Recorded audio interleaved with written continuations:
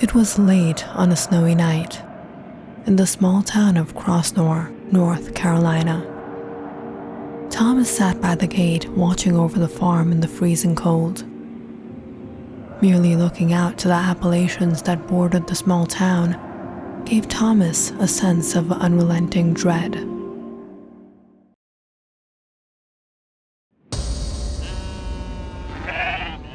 Suddenly hearing the sound of the sheep bleating out, disturbing the silence of the night, Thomas loaded his rifle and ran to check. His heart raced as he neared the sheepcote. Horrified to see a wolf had broken in. The sheer size of the deadly animal frightened him to his core.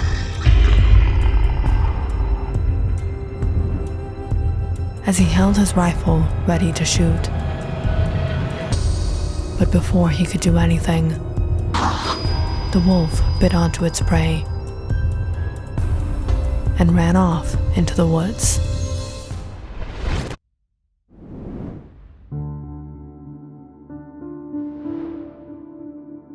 It took 3 sheep and you couldn't do anything. Believe me, sir, I saw it with my own eyes. It was a huge wolf. You saw it and you didn't do anything. This is the 3rd time this month. It's been attacking all our animals. Last month I lost 2 of my cows. This has been going on for long enough. We have to do something. I know what we have to do. If we can get rid of them, we'll scare the rest away. How? We'll send 5 of our best hunters to take down as many wolves as possible. Theodore Smith. He knows these valleys and mountains better than anyone in this town. But do you think he will help us? He stopped hunting ever since he got married.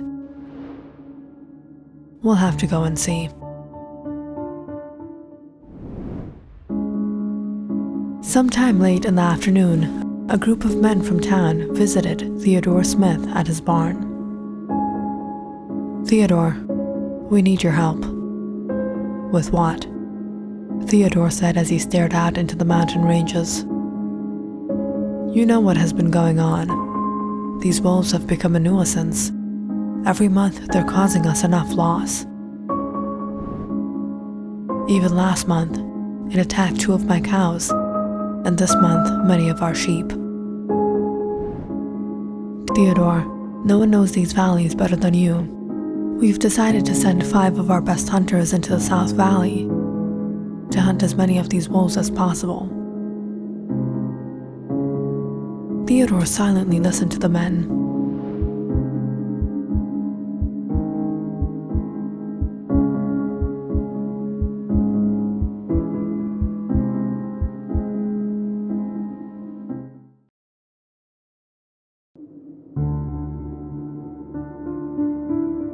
You rich men, don't you have enough animals?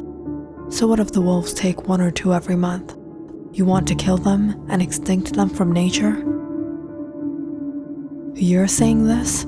You're the one who killed the great wolf. Yes, and I don't do that anymore.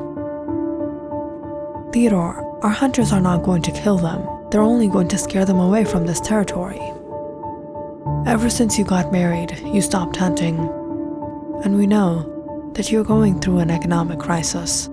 You don't have children, but you have a wife. If something happens to you, what is going to happen to her? Help us, and you won't be disappointed doing business with us. But Theodore did not reply, nor even look at them. All right, if you're going to protect these wolves, know that we'll go on our own. With that, the men got up to leave. But just then, Theodore called them.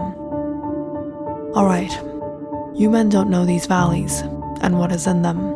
I don't want you to get lost and lose your lives. Prepare your 5 best men. I'll take them. We'll set off on the 28th.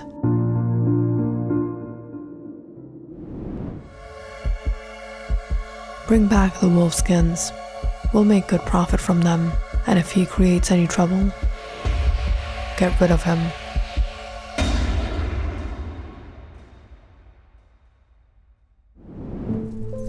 So on the 28th of the month, 5 men, along with Theodore, took their horses, some supplies for the journey, and set off towards the Appalachians sometime in the afternoon. It had snowed all night, and the grounds were covered a feet deep. After 4 hours traveling, they reached the riverside. It's getting dark. Let's set up our camp here and get some rest. Jacob, you see if you can get some hunt for tonight. Frederick, put on the tents. George, collect water and I'll get the fire started. Theodore tied his horse and sat down as the men all got to work. About an hour later, Jacob returned with a deer, and the men skinned the animal and had it roasted. They say he got that scar while fighting the great wolf. With him, we'll definitely be able to hunt these down. That night, the snow began to fall again, and the winds started to pick up. The men gathered around the fire and offered Theodore dinner. Is it true you killed the great wolf with only your hunting knife? The great wolf is immortal. No one can kill him. But we've heard stories you hunted the great wolf. You brought back its skin and took the reward and got married. If I hunted it, then I guess it was not the great wolf. After dinner, the men all went off to their tents. The weather was tremendously cold, but they managed to fall asleep. But sometime into the night, they woke up frightened and anxious, hearing sounds around them. They hurried out and scanned the area. Theodore stood outside in the cold, staring out into the hills above the valley.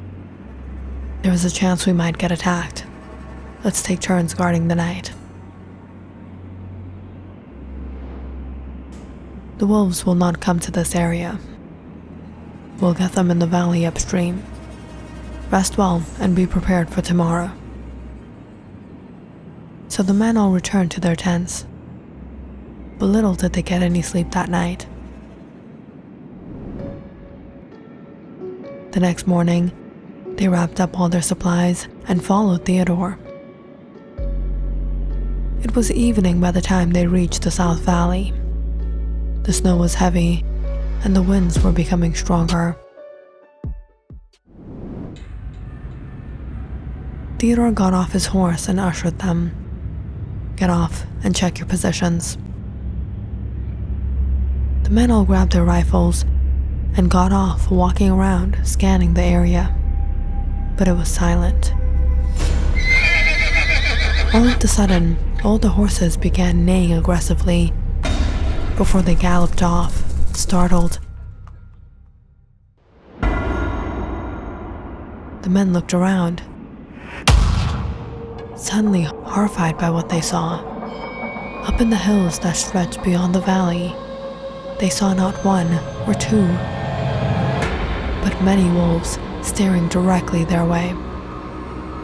So many wolves? You didn't tell us there would be so many. You said you wanted to hunt the wolves. Stupid old man. Don't you realize if we don't survive, you won't survive? The wolves all began to descend. The men turned and loaded their rifles, ready to shoot.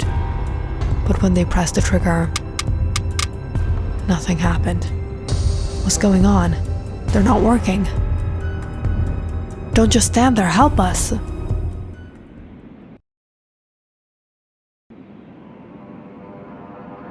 But a strange smile appeared on Theodore's face as he stood firm and the wolves passed by him towards them.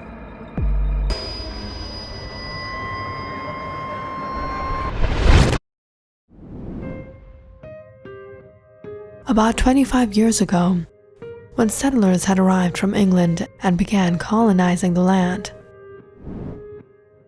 they were distraught by the many wolf attacks in the area. So they sought help from the natives to rid the wolves. These animals have not only been attacking our people, but your people, and if you help us rid them, we'll compensate you generously. We do not want your paper money and coins. These lands belong to these wolves, it's their home. If you want to live here, then you must learn to live with them, not take their lives. Captain, wolves are sacred to these people. I hear there's a big white wolf in these mountains. They call it the spirit of the earth. If we can manage to take it down, they'll become skeptic of their faith, then they might help us rid the wolves. Good. Send word around town. Whoever can bring this wolf will get 3,000 shillings.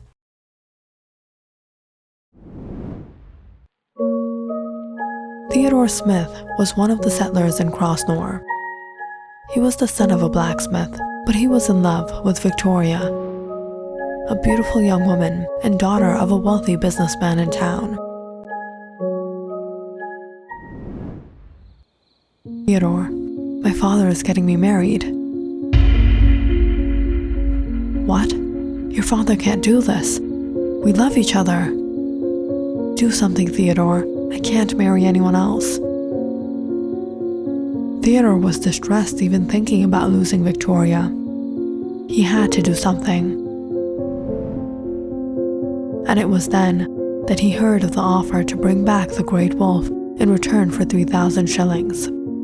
Being the son of a blacksmith, if he could bring back the wolf and claim the prize, he would get honor and prestige and money. And Victoria's father wouldn't object to their marriage.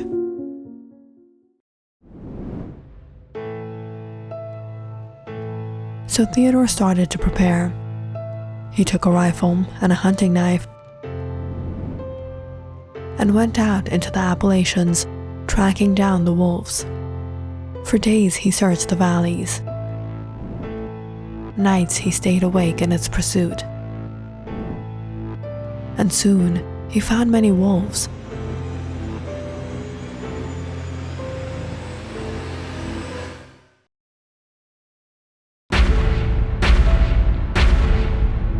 But they were not the great wolf.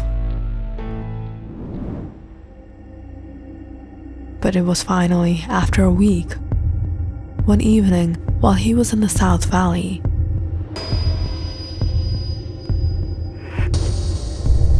the great wolf came to him.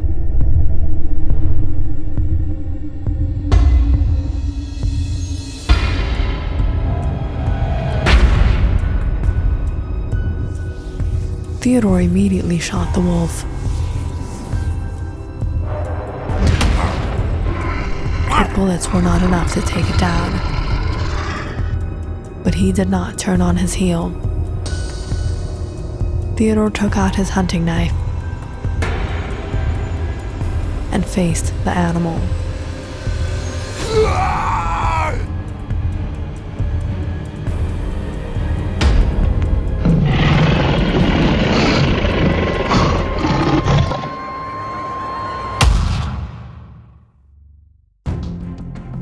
He had gotten severely injured, but he was determined to take the wolf back. He skinned the animal and headed on his way to town. But in a horrible condition, he barely managed to reach the riverside where he collapsed.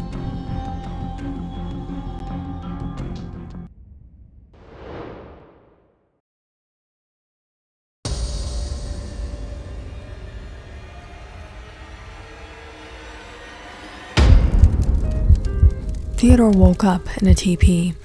He was wrapped in bandages. There were herbs smoking around him.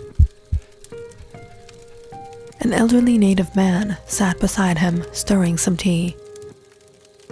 "Where am I?"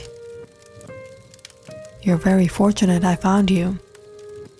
You were unconscious by the river. What happened to you? Some wolf attack?" "Not just any wolf. The great wolf." Theodore took out the wolfskin from his bag and showed the man. But upon seeing it, A look of dread came upon his face. The great wolf never harms anyone. What have you done? You have brought the curse upon you. The great wolf is immortal. But I killed it. The one who kills the great wolf becomes the great wolf.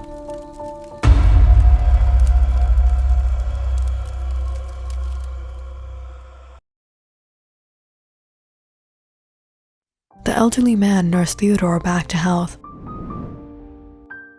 and about a week later, he returned to town with the wolf. Presenting the wolf's skin, he claimed his prize, and then married Victoria. But something was not right with him.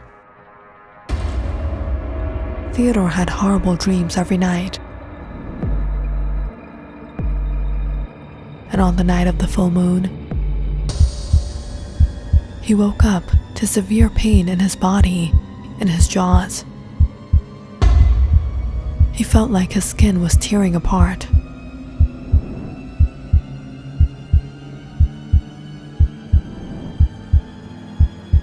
Theodore ran out to his porch as he felt his body begin to change.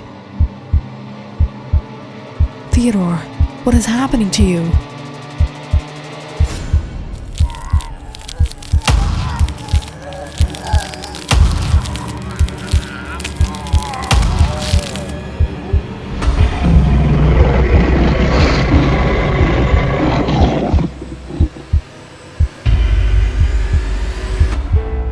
Great wolf. From then on every full moon, Theodore went out to suffice his newly acquired hunger, preying on the cattle in town. And years later, when the townsmen came to him to eradicate the wolves, he could not let that happen, as he was the leader of the wolves. Last night, it was him who jammed their rifles before he brought them to the valley.